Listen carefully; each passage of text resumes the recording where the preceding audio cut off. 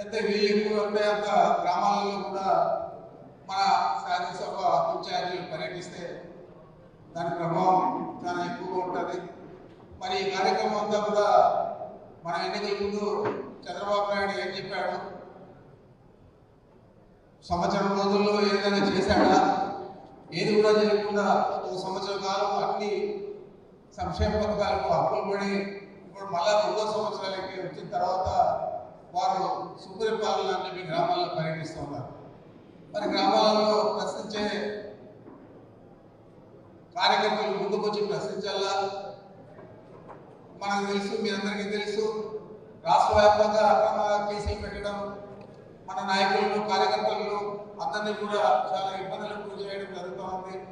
మరి దానికి భయపడి మనం ముందుకు పోకపోతే మనకు రాబోయే రోజుల్లో ఇది చాలా ఇబ్బందిగా ఉంటుంది. అంచేతే ఈరోజు ఈ కార్యక్రమాన్ని జగన్మోహన్ రెడ్డి గారు ముందు చూపుతూ తప్పనిసరిగా ఇది మనం అమలు చేయాలా, వారి వైఫల్యాలన్నీ కూడా ప్రజలకు చాటి చెప్పాలని చెప్పి ఈ కార్యక్రమాన్ని ఏర్పాటు చేసుకున్నాం. ఇది 5 వారాలు జరుగుతుంది. ఈరోజు జిల్లా స్థాయిలో అంతా కూడా అన్ని జిల్లాల్లో కూడా పూర్తి అవుతాయి. రేపు నుంచి నియోజకవర్గ స్థాయిలో, ఆ తర్వాత మండల స్థాయిలో, ఆ తర్వాత గ్రామ స్థాయిలో గ్రామాలకంతా కూడా ఎక్కువ సమయం కేటాయించి ఈ కార్యక్రమాన్ని మన ప్రజల్లోకి తీసుకుపోవాలని చెప్పి మీ అందరినీ కూడా నేను కోరుతా ఉన్నాను. ఎందుకంటే మనం చూసాం, చంద్రబాబు నాయుడు రామారావు గారిని వెన్నుపోటు పొడిచి ఆ రోజు ముఖ్యమంత్రి అయిన తర్వాత రామారావు గారు ఏదైతే అధికారంలోకి వచ్చేదానికి దోహదపడినాయో, ₹2 కేజీ బియ్యం కానీ, మద్యపాన నిషేధం కానీ, ఇలాంటివన్నీ కూడా వాటిని అన్నింటినీ కూడా కరెంట్ ఛార్జీలు పెంచడం కానీ ఇవన్నీ కూడా ఆ రోజు ఆయన చేయలేదు. చంద్రబాబు నాయుడు వస్తారే 2 రోజుల తర్వాత, ఒక 2-3 నెలల తర్వాతే మాకు ఆర్థికంగా ఇబ్బందులు ఉన్నాయి, ప్రభుత్వం నడపడానికి విధిలేని పరిస్థితుల్లో మద్యపాన నిషేధం ఎత్తేస్తూ ఉన్నామని చెప్పి మద్యపాన నిషేధాన్ని ఎత్తేయడం జరిగింది. ఆ రోజు మహిళలందరూ కూడా చాలా రామారావు గారి మీద నమ్మకం పెట్టి మద్యపాన నిషేధానికి మద్దతు ఇచ్చి అందరూ కూడా ఓట్లేసి అధికారంలో ఎక్కించారు. ఈయన వచ్చిన తర్వాత మద్యపాన నిషేధం తీసేయడం, ₹2 కేజీ బియ్యాన్ని ₹5.25 చేయడం, కరెంట్ ఛార్జీలను 5 సార్లు పెంచాడు. ఆ 4 సంవత్సరాల్లో 5 సార్లు పెంచాడు. మరి అన్నీ కూడా హామీలన్నీ కూడా తుట్టుకొచ్చాడు. మనందరికీ కూడా తెలుసు. మళ్ళా తిరిగి తన ఎన్నికల్లో కూడా అబద్ధాలు చెప్తూ ఉన్నారు. మరి 2014లో కూడా ఇదే విధంగా అన్ని మోసపూరిత మాటలన్నీ చెప్పి ఆ రోజు జగన్మోహన్ రెడ్డి గారు ముఖ్యమంత్రి అయ్యారని మనం అందరూ కూడా కష్టపడి పనిచేస్తే ఆ రోజు ఆయన మోసపూరిత మాటలంతా కూడా నమ్మి రాష్ట్ర ప్రజలందరూ కూడా తిరిగి మళ్ళీ అధికారం ఇచ్చారు చంద్రబాబు నాయుడు. ముఖ్యమంత్రి అయిన తర్వాత వాటిని అన్నింటినీ కూడా ఏది కూడా అమలు చేయకుండా అన్నీ కూడా తొమ్మిదిలో. మరి మళ్ళా ఇప్పుడు 2024లో తిరిగి మళ్ళా అదే కార్యక్రమం చేస్తా ఉన్నాడు. ఈసారి అయితే అనేక అబద్ధాలు చెప్పారు. ఇప్పుడే మన నాయకుడు జగన్మోహన్ రెడ్డి గారు మనం చూసాం ప్రెస్ కాన్ఫరెన్స్లో అన్ని కూడా చాలా కూలంకషంగా చెప్పడం జరిగింది. మరి ఇన్ని కార్యక్రమాలన్నీ చెప్పి రైతులను కానీ, మహిళలను కానీ, యువకులను కానీ, మహిళలను కానీ అన్ని వర్గాలను కూడా మోసం చేసి అధికారంలోకి వచ్చి ఈరోజు ఏదైనా అమలు చేస్తా ఉన్నాడంటే మనం ఒకసారి ఆలోచన చేయాలి. ఏది కూడా అమలు చేయడు, చేసే పరిస్థితి లేదు. ఆ రోజు ఏం చెప్పాడు, సంపద సృష్టిస్తాడని నా ఓట్లు ఏంటి అన్నాడు. ఇవన్నీ కూడా అమలు చేస్తా అన్నాడు. దేనికి కూడా ఆంక్షలు లేవన్నాడు. ఈరోజు అన్నింటికీ ఆంక్షలు వస్తూ ఉన్నాయి.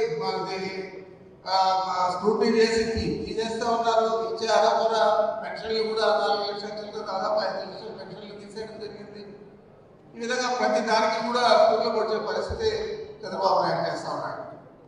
మరి ఆ రోజు ఏం చెప్పాడు, సంపద తీసుకొస్తా అంటే ఇప్పుడు వచ్చి అదే అయినా P4 అని చెప్పి ఒక సమావేశం పెడితే అమరావతిలో మహిళలందరూ కూడా వెళ్ళిపోతున్నారు. మీకందరికీ అక్కర్లేదా P4 అంటే? P4 అంటే ఏముంది, షావుకారులు డబ్బులు తీసి పేదలకు ఇస్తాడు. ఏ షావుకారు ఇస్తాడు పేదలకంతా కూడా ఆస్తి పెంచిస్తాడా అని అడుగుతున్నాను. ఇట్లాంటి అక్కర్లేని కార్యక్రమాలన్నీ పెట్టి ఏదో రకంగా మభ్యపెట్టి ఆయన అమలు చేయాల్సిన విషయాలన్నీ కూడా పక్కన పెట్టాలని చెప్పి ఆ సమావేశాన్ని ఏర్పాటు చేశారు. ఈ విధంగా ప్రతిదీ కూడా సమయం దొరికినప్పుడల్లా కూడా ఈ విధంగా చేస్తున్నాడు.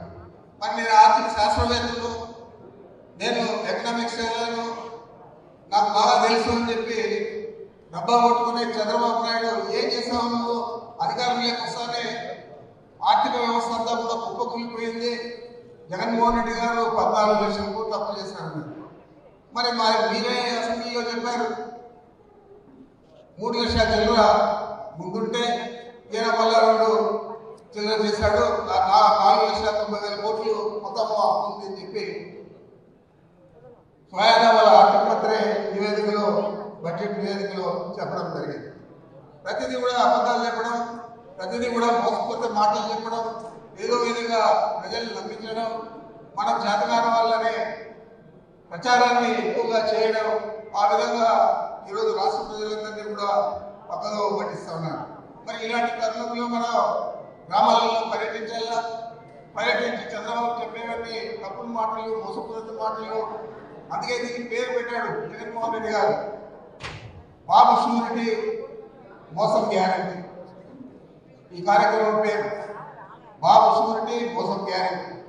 మరి ఈ కార్యక్రమాన్ని మనం ప్రజల్లోకి తీసుకపోతే తప్పకుండా దీని ప్రతిఫలం వచ్చే ఏ ఎన్నికల్లో కూడా తెలుగుదేశం పార్టీ ఒకవేళ చంద్రబాబు ఉన్నా లేకపోతే ఇంకొకటి వచ్చినా ఎవరు వచ్చినా ఆ పార్టీ చెప్పే మాటలు కానీ వారి మేనిఫెస్టో కానీ నమ్మే పరిస్థితిలో ఉండరు. ఏదైతే జగన్మోహన్ రెడ్డి గారు చెప్పారో అన్ని కూడా అమలు చేశారు. ఆర్థిక ఇబ్బందులు ఉన్నాయి. కరోనా సమయంలో 2 సంవత్సరాలు కరోనా ఉంటే అప్పుడు కూడా ఇచ్చిన తేదీల ప్రకారం ప్రతి పథకాన్ని కూడా బటన్ నొక్కి లబ్ధిదారులకు అందరికీ అందజేశారు.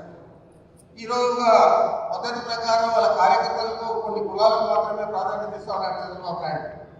ఆ రోజు జగన్మోహన్ రెడ్డి గారు కులం చూడదు, మతం చూడదు, పార్టీలు చూడదు, తదుకు రాజకీయాలు చూడదు, కేవలం పేదరికాన్ని చూసి ఇవన్నీ కూడా అమలు చేస్తారని చెప్పి అమలు చేశారు. అంత శుద్ధితో మన నాయకులు పనిచేస్తే ఈరోజు మోసపూరితంగా అధికారాన్ని చిక్కించుకొని అనేక ఇబ్బందులు గురి చేసిందే కాకుండా అకారణంగా మన కార్యకర్తల మీద, నాయకుల మీద అనేక తప్పుడు కేసులన్నీ కూడా పెట్టే పరిస్థితి ఈరోజు చంద్రబాబు నాయుడు చేస్తూ ఉన్నాడు. మరి ఇవన్నీ కూడా మనం తప్పనిసరిగా ప్రజల్లోకి తీసుకోవాలా. ప్రజలందరూ ఇప్పుడే చాలా వ్యతిరేకంగా ఉన్నారు ఈ ప్రభుత్వం మీద, తెలుగుదేశం పార్టీ మీద. మరి దీన్ని మనం ఇంకా ఎక్కువగా వారికి చెప్పగలిగి అవన్నీ కూడా వాళ్ళు చేసిన మోసపూరిత కార్యక్రమాలన్నీ చెప్పగలిగితే ఫలితాన్ని మన పార్టీ బలపడే దానికి ఇస్తుందని చెప్పి నేను మీ అందరికీ కూడా మనస్ఫూర్తిగా తెలియజేస్తూ నాకు అవకాశం ఇచ్చిన మీ అందరికీ మరొకసారి ధన్యవాదాలు.